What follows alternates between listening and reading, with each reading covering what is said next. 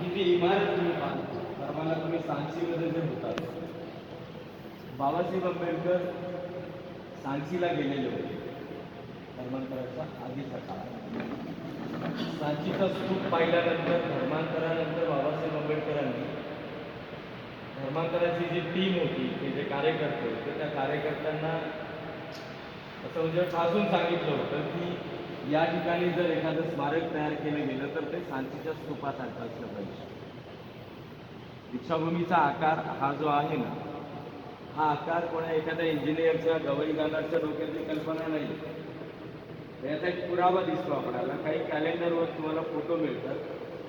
ज्या स्टेजवर बाबासाहेब धर्मांतराच्या सोहळ्यामध्ये होते त्या स्टेजच्या वरचं जे छत आहे त्या छताच्या डोक्यावर सांचीचा स्तूप तयार केला होता कपड्याचा. एखाद्या पिक्चरमध्ये तुम्हाला मिळेल म्हणजे गुगलवर तुम्ही बाबासाहेबांचे फोटो शोधा त्याच्यामध्ये तो फोटो तुम्हाला मिळेल. म्हणजे तो एक पुरावा आहे. आता आपण जिथे गेलो होतो वामनराव गोडबोले आणि ते माझी आणि त्यांची बऱ्याचदा भेट झाली. त्यांनी स्वतः सांगितले की बाबासाहेब आंबेडकरांनी स्ट्रिक्ट वॉर्निंग दिली होती की या दीक्षा मैदानावर निर्माण करण्यात येणारं चैत्य म्हणजे की इथे जे स्मारक तयार केलं जाईल ते सांचीच्या स्तूपासारखं असलं पाहिजे. सांचीचा स्तूप जो आहे तो प्राचीन म्हणजे सिद्धार्थ बुद्ध होण्याच्या आधीच्या काळातल्या बुद्धाचं एक वैशिष्ट्य आहे की प्रत्येक बुद्ध हे चैत्यातून आपल्याला दिसतात. एक गाथा आता म्हणालो की नाही वंदामे चैत्यं सब्बं सपठाने सुपतेष्ठितं ही 2600 वर्षापूर्वी अशोकाच्याही आधी तयार केलेली गाथा भिक्षूंनी लिहिलेली गाथा ती म्हणजे जेथे जेथे तथागतांचे धातुअवशेष प्रतिष्ठित आहे शारीरिक धातू महाभूती बुद्ध रूपं सकलं म्हणजे जिथे जिथे तथागतांचे धातुअवशेष प्रतिष्ठित केलेले आहेत तेथे तेथे मला बुद्ध रूपाचं दर्शन होतं. मला बुद्ध रूपाचं दर्शन व्हावं म्हणून मी चैत्याला वंदन करतो. याला चैत्य म्हटलं जातं, याला स्तूप म्हटलं जातं. बरोबर की म्हणजे दीक्षाभूमी या आकाराची आहे आणि त्याचं एक वैशिष्ट्य आहे. म्हणजे बाबासाहेबांचा बौद्ध धर्म स्वीकारण्याचा दृष्टिकोन किती बारीक किती सूक्ष्म होता. म्हणजे कोणतीही गोष्ट बाबासाहेबांनी उचलली जितकी लावली काळाला असं बोलले नाही किंवा उगीच बोलायचं म्हणून बोलले नाही उगीच करायचं म्हणून केलं नाही. तर बाबासाहेबांच्या कृतीमध्ये प्रत्येक गोष्टीला आधार आणि तो बौद्ध संस्कृतीचा आधार. जे बौद्ध संस्कृतीमध्ये बुद्ध विहार ह्याला म्हणतात. तसं आता मी बोलत आहे मला एखाद्या स्पीकरची गरज नाही. माझा आवाज इथेच असा मधुर आवाज येतोय म्हणजे गोड आवाज येतो आणि तो तुम्हाला ऐकण्यासाठी बरा वाटतो.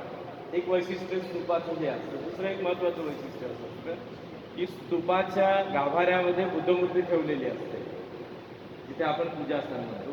त्या बुद्धमूर्तीच्या डोक्यावर कोणी जाऊ नये. जर हे प्लेन छत असेल तर याच्या डोक्यावर जाऊ शकतात बरोबर की नाही. पण हे जेव्हा चैत्य असेल तेव्हा त्याच्या डोक्यावर कोणी जाऊ नये. म्हणजे बुद्धमूर्तीचं जे आदरस्थान आहे ते कायम राहावं. 2006ला सुवर्ण महोत्सवी वर्षामध्ये विजयादशमीच्या दिवशी या वरच्या छतावर सत्यनारायण गोयंकाचं भाषण ठेवलं होतं आणि पूर्ण जगातून विरोध झाला होता. खाली बुद्धमूर्त्या आहेत, खाली बाबासाहेबांचं अस्तित्व आहे. तो जो चैत्य दिसतोय तो पाऱ्याचा चैत्य आहे आतमध्ये आणि त्याला सोने आणि चांदी लावली त्याच्यामध्ये बाबासाहेबांच्या अस्थी म्हणजे बाबासाहेबांच्या अस्थी आणि भगवान बुद्धाच्या मूर्त्या आहेत आणि त्यांच्या डोक्यावर बसून तुम्ही भाषण देऊ शकता का. जगातून हा आवाज उठला होता आणि तेव्हापासून वरचा मजला टोटली बंद आहे. वरचं फ्लोरिंग 2006 पासून बंद आहे. 2004ला KR नारायणन आर के नारायण राष्ट्रपती होते त्यांच्या हस्ते या स्तूपाचं लोकार्पण झाले. KR नारायण जे राष्ट्रपती होते त्यांच्या हस्ते या स्तूपाचं लोकार्पण झालेलं आहे. इथे येत असताना आल्यानंतर आपल्याला फक्त इमारत सुंदर आहे असं पाहून भागणार. इमारती तर कुठेही आपल्याला सुंदर मिळतात परंतु इथे आल्यानंतर आपल्याला बाबासाहेबांच्या दृष्टीचं दर्शन होतं की बुद्धाचा स्वीकार करत असताना बाबासाहेब आंबेडकरांची दृष्टी काय होती. आपण बघायचं त्या म्युझियममध्ये पाहिलं. मी आमच्या मोठ्या बसमध्ये सांगत होतो की बाबासाहेबांना अपेक्षित असलेलं बाबासाहेबांनी दीर्घकाळपर्यंत बुद्धाबद्दल अध्ययन केलं बुद्धाबद्दल जाणीव करून घेतली आणि मग बुद्ध कसे असावेत जे लक्षणांनी अनुलक्षणांनी युक्त असतील. मग बाबासाहेबांनी आपल्या हाताने पेन्सिलने बुद्धाचं चित्र रेखाटलं. एक लाल दगड आणायला सांगितला. एका फेमस शिल्पकाराला बाबासाहेबांनी बोलावलं बाबासाहेब चेअरवर बसून राहायचे आणि त्या शिल्पकाराला सांगायचे की या चित्राकडे पाहून मूर्ती घडव. आणि मग कामानिमित्त बाबासाहेब कुठे निघून जायचे त्यावेळेला त्याला सांगायचे की ठेव तुझी छन्नी हातोडी, माझ्या अक्षिंतेमध्ये तू तुझ्या कल्पनेतला बुद्ध बनवशील आणि मला कोणाच्या कल्पनेतला बुद्ध स्वीकारायचा नाही आणि तो मान्य नाही. आणि मग पुन्हा बाबासाहेब यायचे आणि ते करून घ्यायची. ती मूर्ती सिद्धार्थ कॉलेजला म्हणजे पीपल्स एज्युकेशन सोसायटीच्या हेडक्वार्टरमध्ये आनंद भवनामध्ये मुंबईला ठेवलेली आहे फोर्टमध्ये, तुम्हाला पाहता येईल. जो बाबासाहेबांचा बुद्धाचा स्वीकार करण्याचा दृष्टिकोन एवढा सूक्ष्म होता. आता याच्यातून आपल्याला एक गोष्ट लक्षात घ्यायची आहे, तुमच्या गावामध्ये, तुमच्या नगरात, तुमच्या वस्त्यात, तुमच्या शहरात बुद्धविहार आहे. आता आपण धर्मांतरित बौद्ध काय करत आहोत, बौद्ध संस्कृतीला काहीतरी चुकीचं आपल्या मनाने आपण म्हणजे दाखवण्याचा प्रयत्न करत आहोत. कोणी एखादं समाज मंदिर बांधतात आणि त्याला बुद्धविहार नाव देतात. प्रत्येक धर्माला एक संस्कृती आहे. जगभरात मी अनेक देशामध्ये गुरुद्वारे पाहिले सिखांचे. त्या सिखांच्या गुरुद्वाऱ्याची रचना पूर्ण जगात एकच आहे. त्याला 5 डोम असतात, त्याला डोम म्हणतात. आपण याला डोम म्हणत नाही. ते डोम उलटा तांब्या जसा असतो तसे असतात. सेंटरमध्ये एक असतो आणि 4 कोपऱ्यावर 4 असतात. गुरुद्वाऱ्याची एक निशाणी आहे आणि त्यांचा एक भाला असतो, तो त्यांचा काहीतरी तो सिम्बॉल असतो. ठीक आहे. मुस्लिम लोकांच्या मस्जिदी मी जगभरात अनेक देशात पाहिल्या. शिया आणि सुन्नी लोकांच्या मस्जिदीमध्ये एक अंतर आहे, परंतु जवळपास समानता आहे. शिया लोकांच्या मस्जिदला एक टॉवर असतो, त्याला मिनार म्हणतात. प्रत्येक मस्जिदला टॉवर असतोच. आणि सुन्नी लोकांच्या मस्जिदला 4 कोपऱ्यावर 4 टॉवर असतात. ते टॉवर असल्याशिवाय ते त्याला मस्जिद म्हणतच नाही. हिंदू लोकांचे मंदिरं आपण जगभरात पाहतो, जगभरात पाहतो, त्याला कळस असतो. ते खाली रुंद असतात आणि वर निमुळते सरकलेले असतात. ही त्यांची संस्कृती आहे. ख्रिश्चन धर्माचे जे चर्च असतात ते चर्च कसेही असो त्याच्यामध्ये एक क्रॉसचा असं सिम्बॉल असतं. एंट्रन्सला असतं किंवा मध्ये कुठेतरी असतं किंवा येशूचा पुतळा असतो आणि तिच्या डोक्यावर एक क्रॉस असतो. ते प्रत्येक धर्माला संस्कृती आहे. तसेच बौद्ध संस्कृतीमध्ये जे चैत्य आहे ते त्या संस्कृतीचा मुख्य आधार आहे. म्हणजे ज्याला पूजास्थान म्हणतो आपण, ज्याला प्रिमाईस म्हणतो, वंदना करण्याचं ठिकाण म्हणतो, त्या ठिकाणी चैत्य आणि स्तूप असतो. त्याशिवाय बौद्ध संस्कृतीमध्ये त्याला विहार म्हणता येतं. म्हणजे पुरातन काळात तथागतांच्या परिनिर्वाणानंतर विहार या शब्दाची व्याख्या केली गेली. विहार कशाला म्हणावं? बुद्ध विहार. विहार म्हणजे काय? वास करणे, निवास करणे, विचरण करणे, विहार करणे.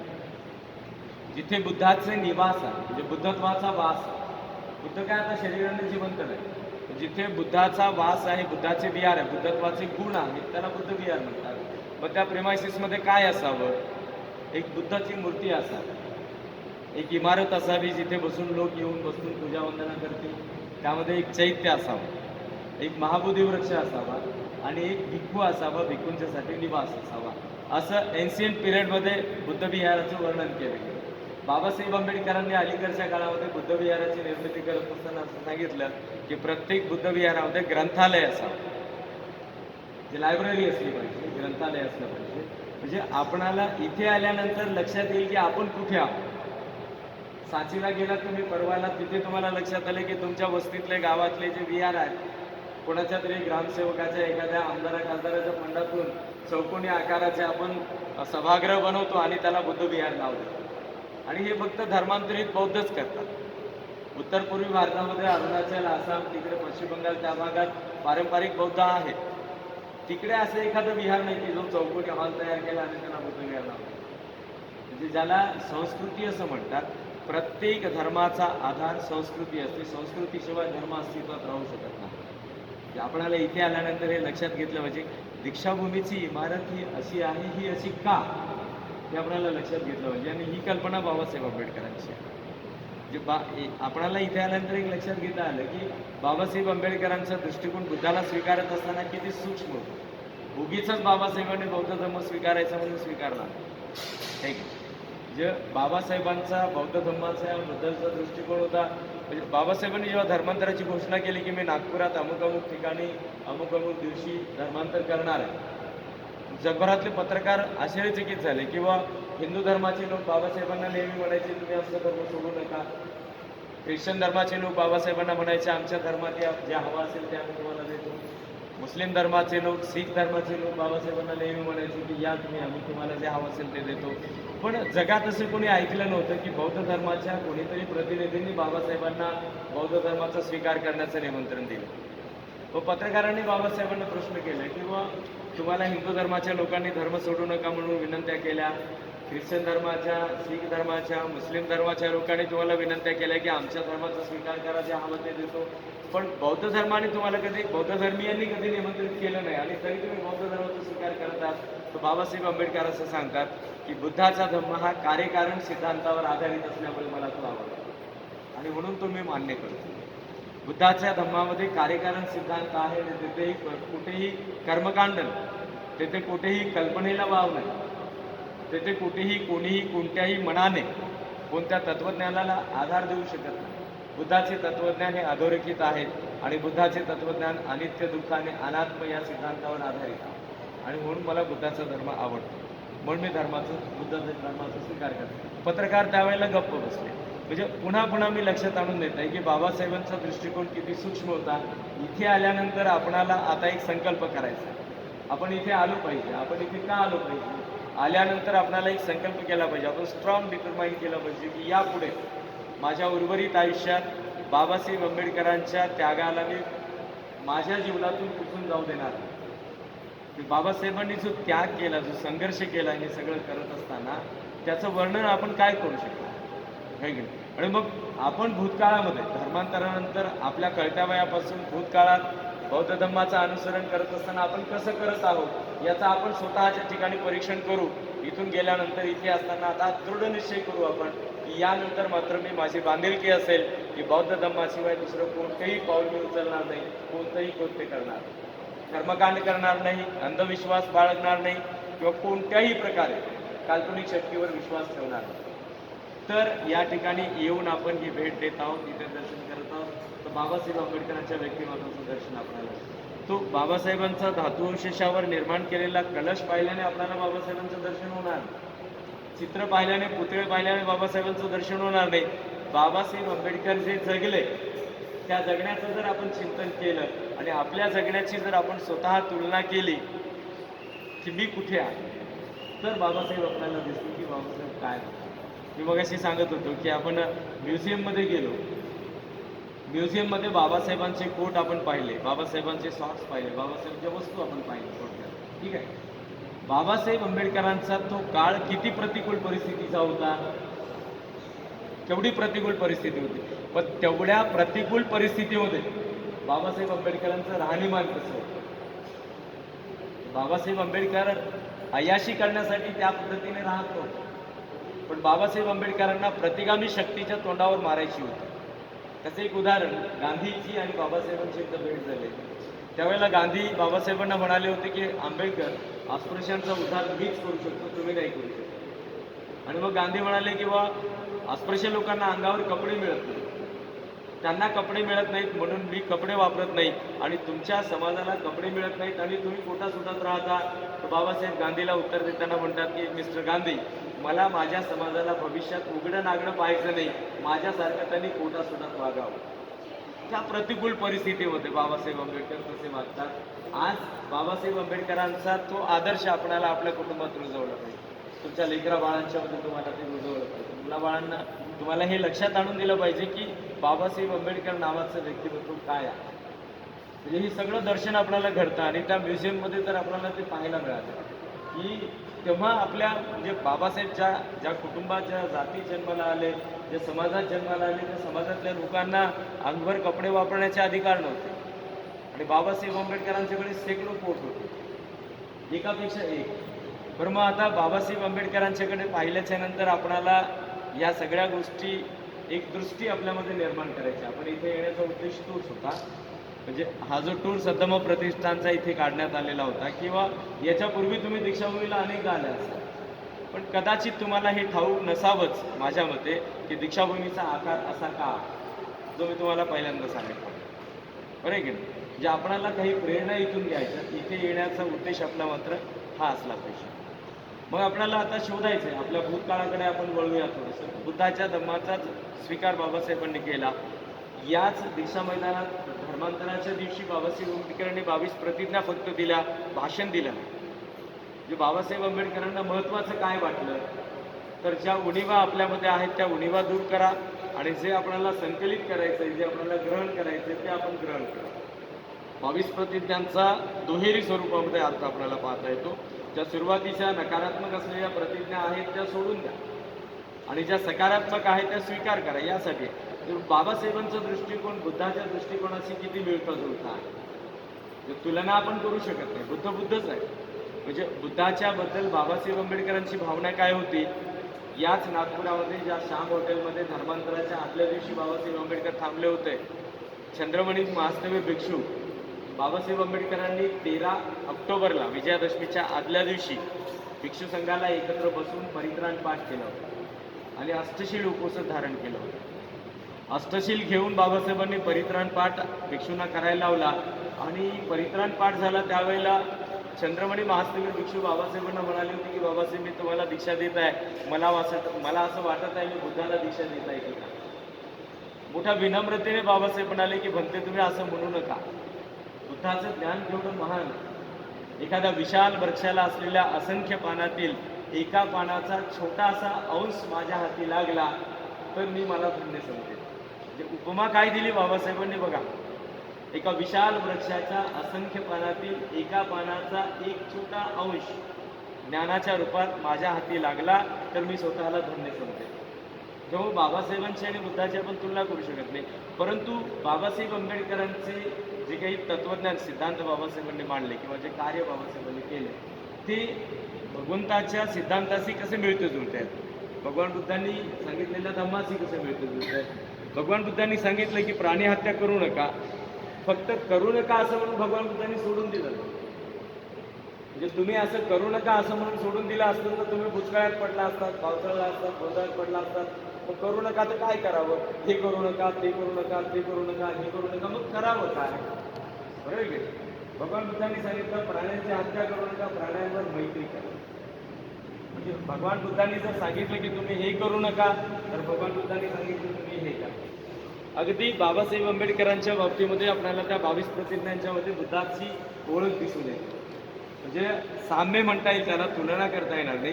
पण बाबासाहेब आंबेडकरांनी सांगितले की तुम्ही ब्रह्मा विष्णू महेश यांना देव मानू नका आणि बाबासाहेबांनी सांगितलं की बौद्ध धर्माचा स्वीकार करा. बाबासाहेबांनी सांगितले की रूढी आणि परंपरेला सोडून द्या. एक प्रतिज्ञा आहे त्यामध्ये, माझ्या जुन्या मनुष्य मात्रांचा अमानुषपणे छळ करणाऱ्या रूढी आणि परंपरेचा त्याग करून मी बौद्ध धर्माचा स्वीकार करतो. हिंदू धर्म सोडला, पण मग स्वीकारलं काय, स्वीकारायचं काय. तर यातून एक दृष्टिकोन आपल्याला मिळतो की बाबासाहेबांनी सांगितलं तुम्ही हे करू नका तर बाबासाहेबांनी त्याच्यासोबत आपल्याला सांगितलं की तुम्ही हे करा. म्हणजे एवढा सूक्ष्म दृष्टिकोन बाबासाहेब आंबेडकरांचा बुद्धाच्या तत्वज्ञानाशी, बुद्धाच्या मार्गदर्शनाशी मिळता जुळता आहे. आपण किती धन्य आहोत, किती धन्य आहोत, आपल्याला हे लाभलं आहे, जे ही संधी मिळाली आहे आपणाला या धन्यतेमध्ये किती अर्थ आहे तो मात्र पर्सनली स्वतःला चिंतन करून जाणून घेतला पाहिजे. असं आपल्याला कळणार. या दीक्षा मैदानात धर्मांतराचं उत्कृष्ट बाबासाहेबांनी सांगितलं. पहिल्यांदा तर मी एक आठवण करून देतो तुम्हाला की बाबासाहेब आंबेडकरांनी बौद्ध धर्माबद्दल भाष्य केलं होतं 1936ला. 1935ला बाबासाहेबांनी येवल्यामध्ये धर्मांतराची घोषणा केली आणि धर्मांतराची घोषणा केल्यानंतर बाबासाहेबांनी अस्पृश्य समाजातल्या वेगवेगळ्या गटाच्या, वेगवेगळ्या जातीच्या लोकांना असं सांगितलं की बा तुम्ही आपापल्या परिषदा तयार करा. सांबार परिषद, ढोर परिषद, मातंग परिषद, महार परिषद, आणि मग तुमच्या परिषदा आयोजित करा. त्या परिषदेत मी येईल आणि धर्मांतर का करायचं याचं उद्दिष्ट मी तुम्हाला समजावून सांगेन. मग बाबासाहेबांच्या सांगण्यानुसार सगळ्यात पहिली परिषद मुंबईला परळमध्ये मुंबई इलाका महार परिषद भरवण्यात आली होती. 4 दिवसाची ती परिषद होती, मुंबई इलाका महार परिषद. त्या 4 दिवसाच्या परिषदेत बाबासाहेबांनी भाषण दिलं. ऑक्टोबर 36 मध्ये ती परिषद झालेली होती. त्या 4 दिवसाच्या त्या प्रदीर्घ भाषणाच्या शेवटच्या पॅरेग्राफमध्ये, अगदी भाषणाच्या शेवटच्या ओळी होत्या, बाबासाहेब म्हणाले मी धर्मांतर करणार आहे, ही काळ्या दगडावरची रेघ आहे. असं सेम टू सेम वाक्य आहे बाबासाहेब म्हणाले मी धर्मांतर करणार आहे, ही काळ्या दगडावरची रेघ आहे. तुम्हाला कुणाला माझ्यासोबत यायचं असेल तर तुम्ही स्वतःच्या इच्छेने या, उलट कमी लोक आले तर माझं काम हलकं होईल. आणि मग बाबासाहेब म्हणाले की धर्म बदलवायचा. धर्माबद्दल बोलत असताना मी अजून निश्चित केलं नाही की कोणत्या धर्माचा स्वीकार करायचा. धर्मांतर करायचंय, परंतु कोणत्या धर्माचा स्वीकार करायचा हे मी अजून ठरविलेलं नाही. आणि मग बाबासाहेब त्यापुढे म्हणाले की धर्माबद्दल बोलत असताना मला बुद्धाच्या जीवन काळातल्या एका घटनेचं स्मरण होतं. बघा 1936ला बाबासाहेब म्हणाले की धर्माबद्दल बोलत असताना मला बुद्धाच्या जीवन काळातली ही घटना आठवते, भगवान बुद्ध आणि आनंद भिक्षूचा एक संवाद. आणि मग बाबासाहेब ती घटना सांगतात. वैशालीमध्ये भगवान बुद्धांनी परिनिर्वाणाची घोषणा केली, आपला आयुसंस्कार त्यागला, येणाऱ्या 3 महिन्यांनी तथागत परिनिर्वाण असेल असं सांगितलंय. त्यावेळेला आनंद भिक्षू रडू लागले, आक्रोश करू लागले, बाबासाहेबांना भगवंतांना विनवण्या करू लागले की भगवान एवढ्या लवकर आपण परिनिर्वाण जाऊ नका. तथागतांच्या परिनिर्वाणानंतर आमचा मार्गदर्शक कोण असेल, आम्ही कोणाचं दर्शन करावं, आमच्यावर कोणाचा दबाव असेल. आणि मग बाबासाहेब त्याचं उत्तर सांगतात की भगवान बुद्ध आनंद भिक्षूला म्हणाले की आनंदा असं म्हणू नकोस, आत बाहेर काही न ठेवता तथागतांनी परिपूर्ण धम्माचा उपदेश केला. आत बाहेर काही न ठेवता याचा अर्थ एका माणसाला परिपूर्ण माणूस बनण्यासाठी ज्या धर्माची आवश्यकता आहे त्यामध्ये अणुरेणू समान सुद्धा अशी एखादी छोटीशी गोष्ट राहिलेली नाही जी भगवंतांनी आता यापुढे माणसाला सांगावं. भगवान बुद्धाचा धम्म हा एका माणसाला त्याच्या माणूसपणाला परिपूर्ण करण्यासाठी आहे हे भगवान बुद्ध सांगतात. व भगवान बुद्ध आनंदाला पुढे म्हणतात की आनंदा, तथागतांच्या परिनिर्वाणानंतर तथागतांनी जो धर्म आणि विनय शिकवलेला आहे तो धर्म आणि विनय तुमचा मार्गदर्शक असेल. यो धम्मं पसती सोममं पसती. याचा अर्थ असा होतो की जे धम्माला पाहतील ते बुद्धाला पाहतील. धम्माला पाहणे म्हणजे धम्म नावाची एखादी वस्तू नाही, धम्माला पाहणे म्हणजे धम्माला आत्मसात करणे. आणि मग बुद्धाचं असं म्हणणं होतं की आनंदा, ज्यांना कोणाला बुद्धत्वाचं दर्शन करावायचं असेल त्यांनी धर्म आणि विनयाचं काटेकोरपणे अनुसरण करावं. त्यांना बुद्ध दिसतील, त्यांना बुद्धाचं दर्शन करेल आणि तो धर्म आणि विनय त्यांचा मार्गदर्शक असेल. मग त्यापुढे बुद्ध असं म्हणाले, सद्धम प्रतिष्ठानच्या वतीने दरवर्षी बुद्धगया, सारनाथ, कुशीनगर, लुंबिनीचा एक सहल आयोजित केली जाते. त्याचा हेतू तोच आहे. त्यावेळेला भगवान बुद्ध म्हणाले की आनंदा, ज्यांना कोणाला तथागतांच्या परिनिर्वाणानंतर बुद्धत्वाचं दर्शन करावायचं असेल त्यांनी जिथे जन्म झाला, जिथे बुद्धत्व प्राप्त झाले, जिथे प्रथम उपदेश केला आणि जेथे तथागत परिनिर्वाण प्राप्त करणार आहेत अशा 4 ठिकाणी जाऊन बुद्धत्वाला शोधण्याचा प्रयत्न करावा. हे भगवान बुद्ध आनंद भिक्षूला त्यावेळेला सांगतात माघ पौर्णिमेला. आणि मग बाबासाहेब संपूर्ण ही घटना आपल्या भाषणामध्ये सांगतात आणि आपलं भाषण बाबासाहेब आंबेडकर थांबवतात. 1936ला बाबासाहेब आंबेडकरांचा अभ्यास काय असेल 1936ला आपल्याला असंच वाटतं 1935ला बाबासाहेबांनी घोषणा केली, 20 वर्ष बाबासाहेबांनी बौद्ध धम्माचा अभ्यास केला. नव्हे. बरं, बाबासाहेबांचा अभ्यास असण्याच्या पाठीमागे दुसरा एक दृष्टिकोन आपल्याला लक्षात घेतला पाहिजे. बाबासाहेब आंबेडकरांना आपण बोधिसत्व म्हणतो. बोधी म्हणजे ज्ञान आणि सत्व म्हणजे जीव.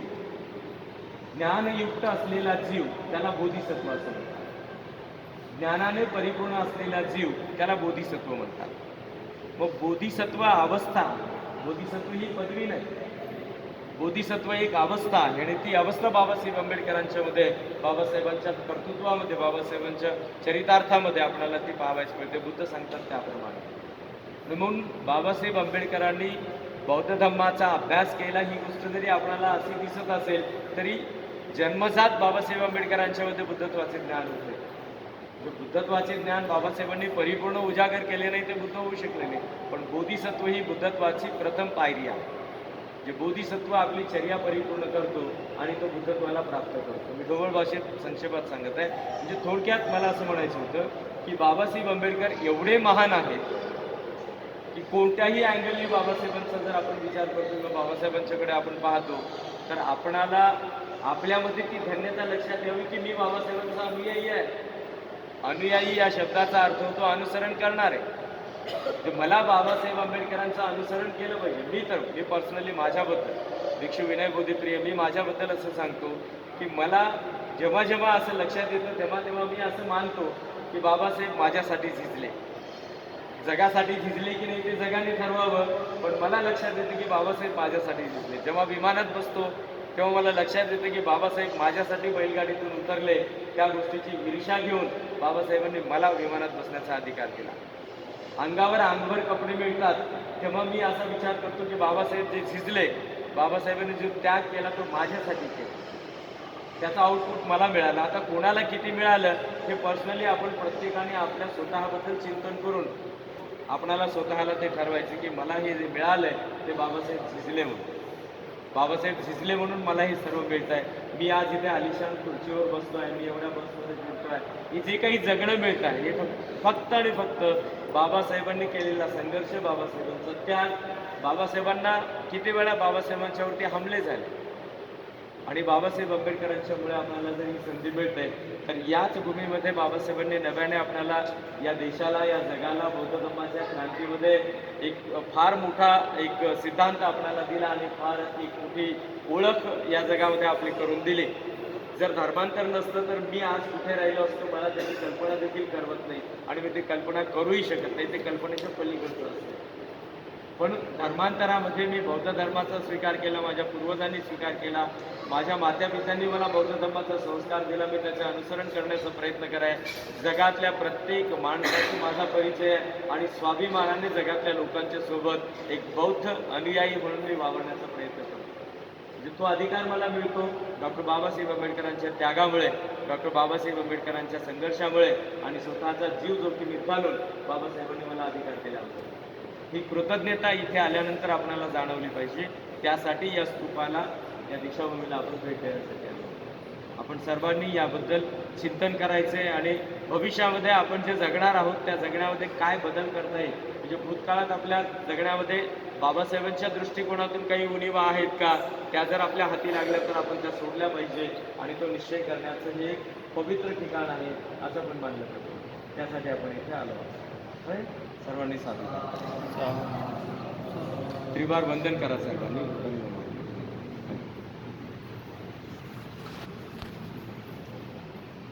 इथून आपण बोधीवृक्षाखाली जाणार आहोत आणि तिथे महाबोधी वंदना करा.